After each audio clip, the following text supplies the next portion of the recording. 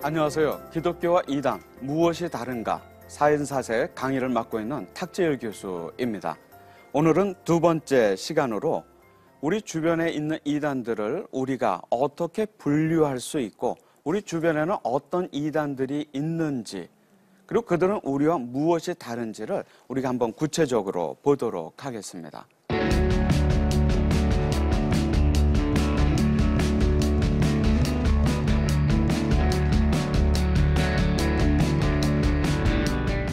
지난 시간에 우리가 이단들의 특징이 몇 가지가 있다고 말씀드렸죠. 첫 번째로 우리는 예수님만을 그리스도로 믿지만 이단들은 사람을 신격화한다. 두 번째로 우리는 하나님의 기록된 말씀인 성경을 유일한 진리로 받고 변하지 않지만 진리는 이단들을 보면은 그들의 주장은 늘 변화하고 성경에 없는 것을 넣거나 있는 것을 빼는 그런 비성경적인 모습을 보여준다. 우리는 예수를 그리스도로 믿으면 구원받지만 이단들은 자기들에게 속해야만 구원을 받는다는 그들만의 배타적인 구원관이 있고 혹은 때로는 세상의 종말을 주장을 하기도 하지요. 여러 가지 특징들을 이단들이 가지고 있습니다.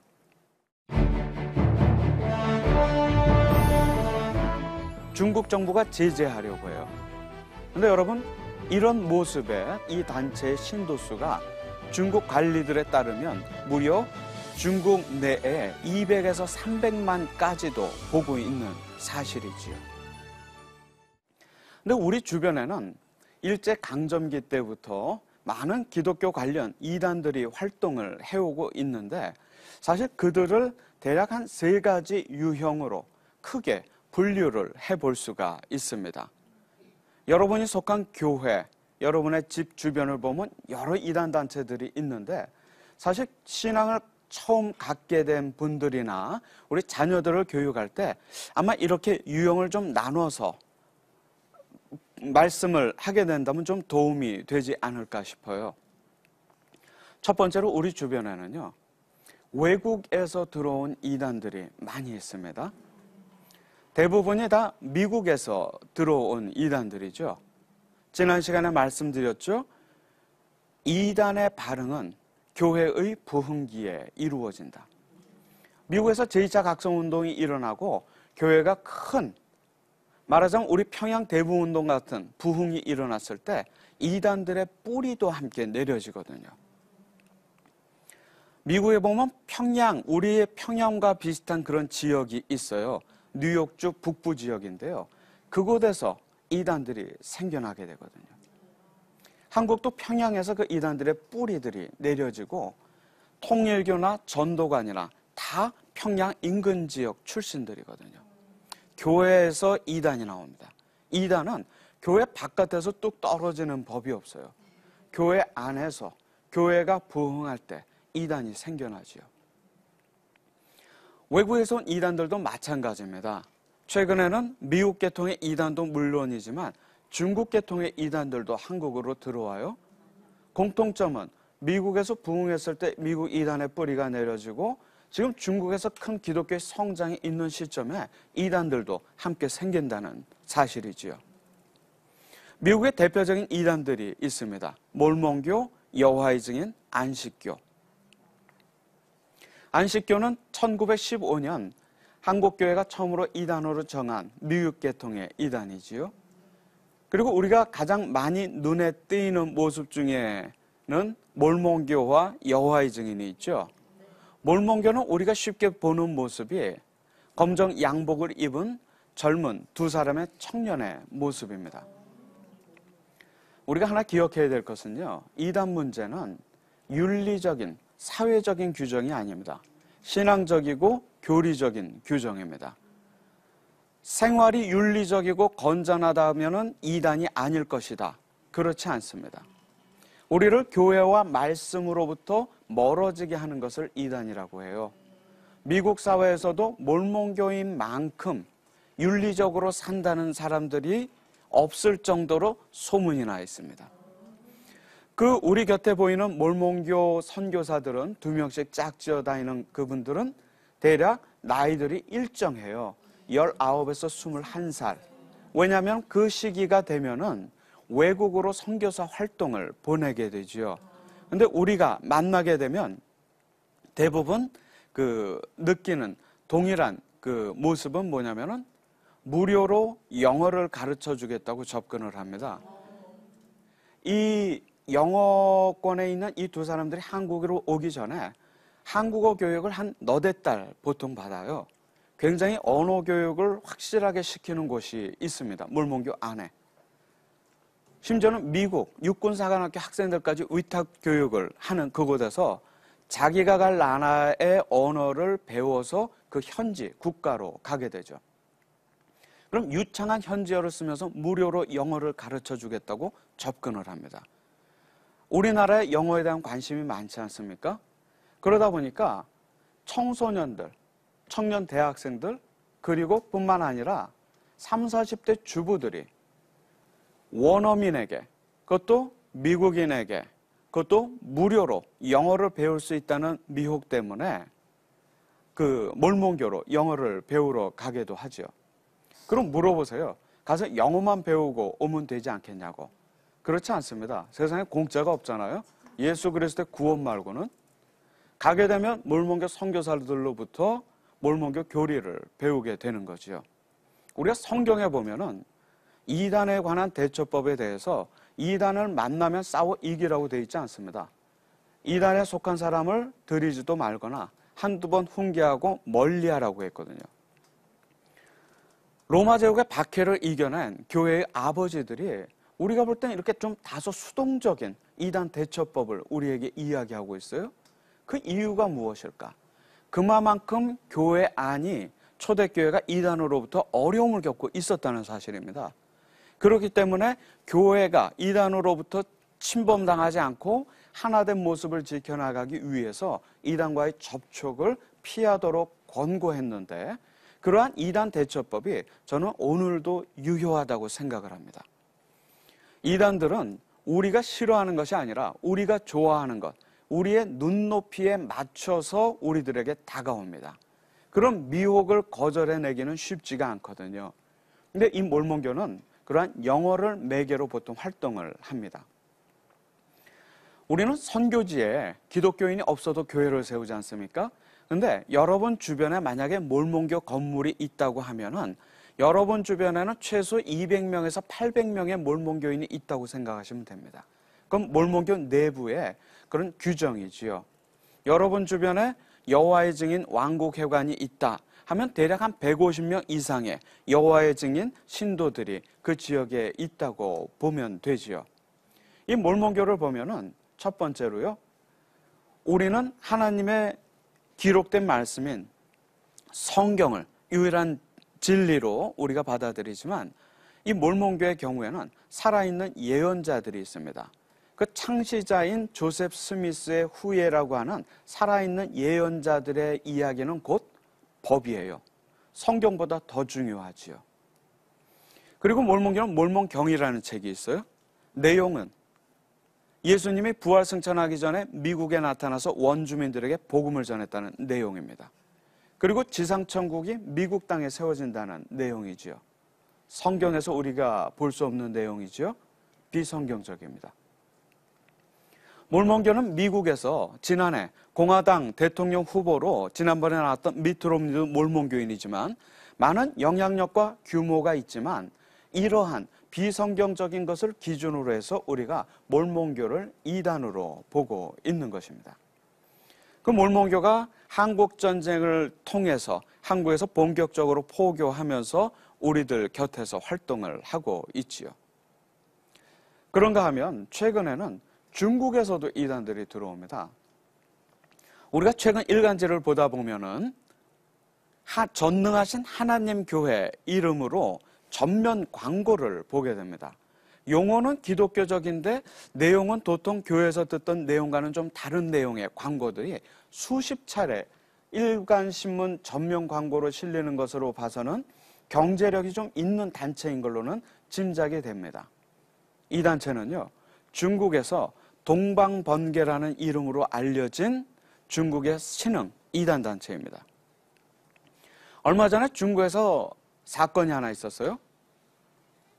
M사라고 하는 그 패스트푸드 점에 한 남성이 부인과 자녀들을 데리고 자기가 믿는 종교를 포교하기 위해서 들어갔습니다. 식사를 하다 한 여성에게 다가갔고 그 여성에게 자기가 믿는 종교를 믿도록 강요를 했을 때 이 여성이 그것을 거부하자 이 여성을 때려서 죽음에 이르게 했습니다. 가족들 앞에서. 그래서 이 남성이 경찰에 체포되고 중국의 방송국에서 가서 이 남성을 인터뷰했더니 이 남성이 뭐라고 대답했냐면은 나는 하나님의 이름으로 해서 아무런 죄책감도 없다라고 답변을 합니다. 바로 이 남자가 속한 단체가 이 동방번개라는 단체입니다. 우리가 신천지 문제로 많은 어려움을 겪고 있지만 이 동방번개의 포교 방법과 또 이탈자를 처리하는 잔혹한 방법이 이 중국 내에서도 큰 무리를 일으켰지요. 이 단체는 왜 기독교 이단이냐면요. 이 단체의 지도자는 양상빈이라고 하는 여성입니다. 이 여성을 동방번개는 재림 그리스도로 믿고 있습니다. 초림주는 이스라엘의 남자 예수님으로 왔고 재림주는 성경에서 얘기하는 동방인 중국의 여성으로 왔다는 게 이 사람들의 주장입니다. 마태복음 말씀대로 이 재림주가 번개처럼 동방인 중국에 임했다 해서 동방번개죠. 이 단체가요, 이제 중국 정부가 주목하고 있습니다. 중국 정부가 제재하려고 해요. 그런데 여러분, 이런 모습에 또 이런 여성을 신격화하는 이 단체의 신도수가 중국 관리들에 따르면 무려 중국 내에 200에서 300만까지도 보고 있는 사실이지요. 제가 말씀드렸죠. 지적 수준과 상식, 사회적 통념, 이단에 빠지지 않는 조건이 안 된다는 것. 이단 문제는 신앙의 문제이고 영적인 문제라는 것. 오히려 더 사회적인 엘리트층이 이단에 빠질 수 있다는 것. 이 동방번개 활동이 활발해지니까 중국에서 이 단체를 지금 제재하려고 하고 있습니다. 그러니까 이 동방번개가 중국에서 제일 가깝고 또 종교 자유가 있는 우리나라로 집중적으로 한 2년여 전부터 들어오고 있고 한 1년여 전부터는요.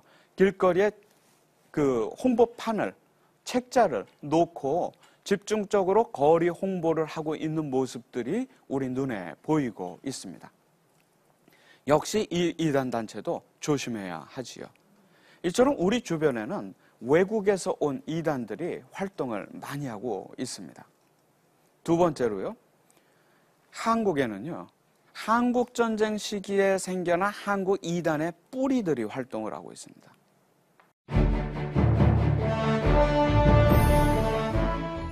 이 세대 이단들이 가장 활동을 활발하게 하고 있습니다.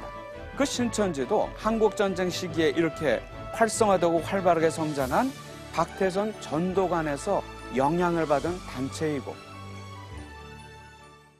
한국전쟁은 그야말로 전쟁과 모든 자연재해가 함께 있었던 위기의 시간이었죠. 내가 어떻게 될지 모르는 불안정성, 불확실성의 시대였습니다. 평안도 지역에 있었던 기독교인들이 전쟁을 통해서 저 부산 지역까지 전국적으로 확장도 되어졌지만 우리 교회도 스데반의 순교를 통해서 교회가 확장이 되어졌잖아요. 그랬지만 그 부산, 그 피난지에는 이단들도 함께 생겨나고 성장하게 돼요. 대표적인 단체가요. 문선명의 통일교와 박태선의 전도관입니다.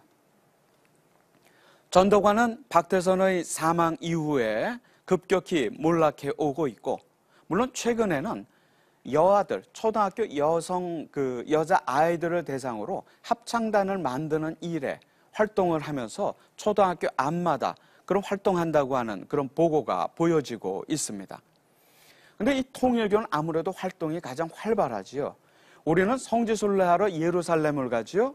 통일교는 성지순례를 하기 위해서 부산으로 옵니다.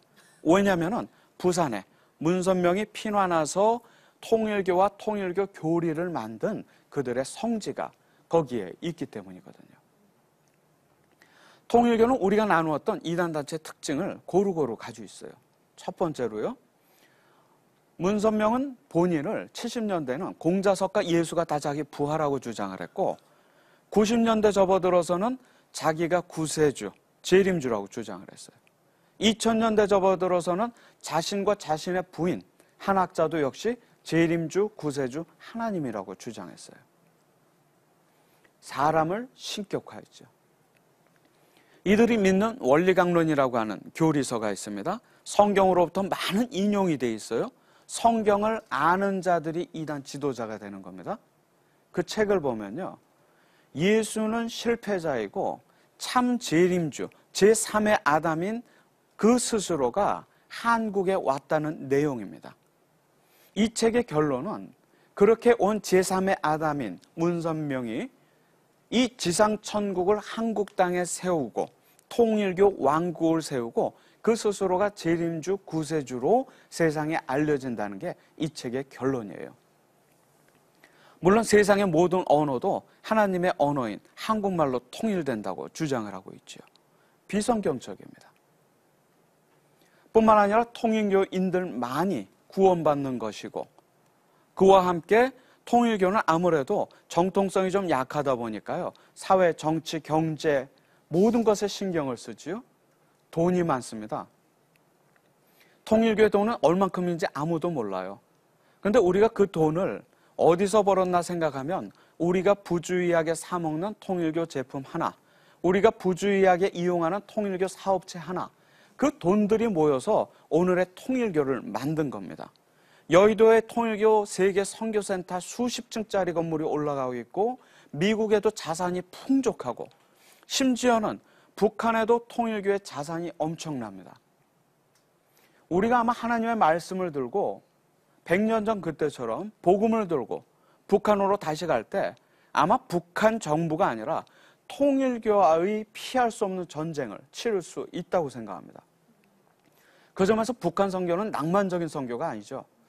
통일교에 대한 대처 활동이 중요하다고 볼 수 있습니다. 북한에도 그만큼 영향력을 가지고 있죠. 통일교가 갖고 있는 국내 땅이요, 그 아들에 따르면 1,400만 평입니다. 그것을 연결하는 리조트 단지, 곧 통일교 왕국을 짓는 꿈을 통일교가 가지고 있죠. 하지만 이 하나님이라 일컫는 통일교 문선명이 2년 전에 사망했죠. 1년 전 추도식이 열렸는데 수많은 사람이 모였습니다. 우리가 흔히 생각하기 쉬운 것 중에 하나는 이단 교주가 죽으면 그 단체가 몰락할 것이다. 그렇지 않습니다. 이단 교주가 사망한다 하더라도 그 조직은 지속될 확률이 높습니다. 특별히 그 단체에 돈이 많을 경우에는 더 그렇지요.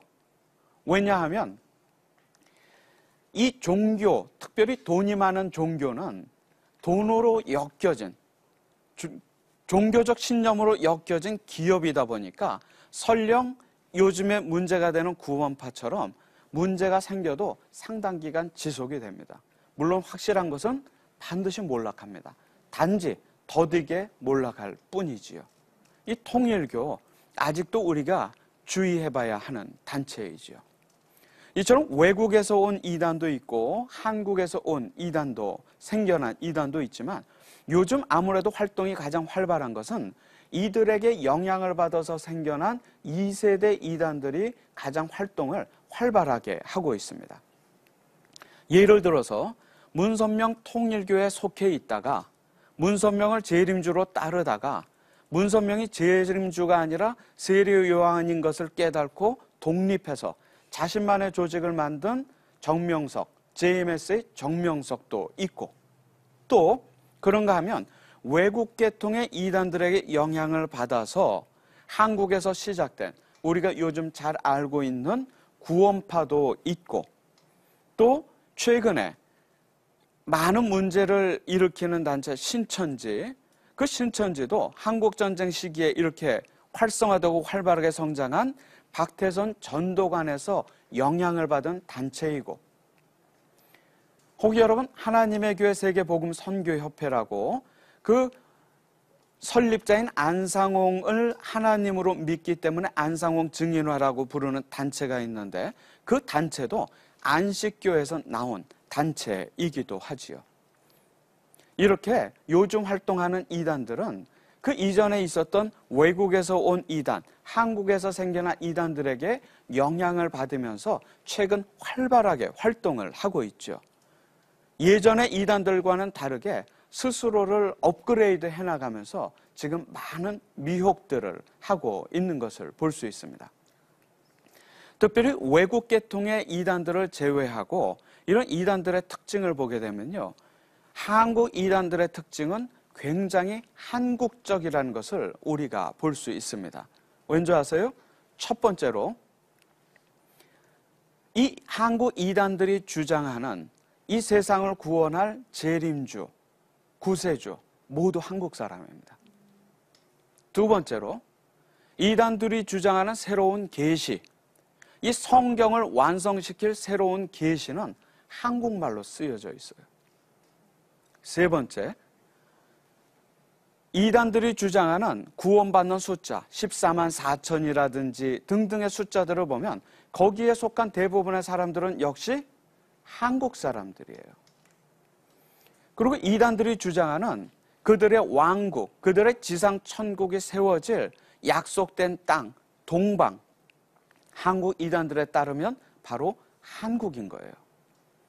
이런 한국적인 이단들이죠. 교주도 구세주도 한국인, 새로운 계시도 한국말로 쓰여져 있고 또 구원받는 대부분의 사람도 한국 사람이고 그 지상천국이 이루어질 것도 바로 한국이고.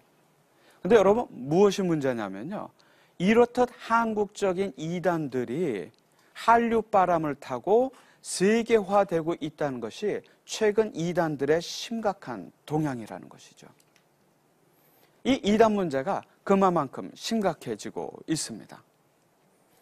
여러분, 한국 구한말부터 일제강점기 한국전쟁 그리고 산업화 민주화 과정을 거치면서 한국 기독교의 역사는 역시 이단들이 이렇게 같이 있었던 것을 우리가 보게 됩니다. 이 이단들은 지극히 한국적이면서도 세계적으로 또 영향을 끼치고 피해를 일으키는 것을 우리가 볼 수 있습니다. 이런 이단들이 우리 주변에 활동하고 있고 또 우리들을, 가정을, 교회를 미혹하고 있는데요. 이런 다양한 이단들에 대해서 이렇게 활동하고 영향력이 크다고 해서 우리가 염려할 필요는 없습니다. 특별히 요즘 이런 피해를 겪는 가정, 그 가족들이 1인 시위를 많이 하세요. 그랬더니 이 이단 단체들에서 이분들의 활동이 자신들을 방해하고 명예를 훼손한다고 법적으로 고소를 했습니다. 그런데 최근에 나오는 판례들을 보면은 이분들이 1인 시위를 하는 이유가 충분하고 그렇게 종교를 비판할 자유가 있다고 다 무혐의 처분을 내리는 그런 판례들이 요즘 나오고 있거든요. 우리 주변에 이단들이 많습니다. 잊지 말아야 할 사실은 그들은 시간이 걸리더라도 몰락한다는 것, 시간의 문제가 아니라 그 가능성의 문제가 아니라 시간의 문제입니다. 주님의 교회만이 영원할 뿐이지요. 주변의 이단들은 그렇게 몰락해 갈 것이고 우리들은 그 피해에 맞서서 최근에 나온 판례들처럼 단호하게 우리 피해자들이 대처할 필요가 있습니다. 오늘 강의는 여기까지 하겠습니다. 고맙습니다.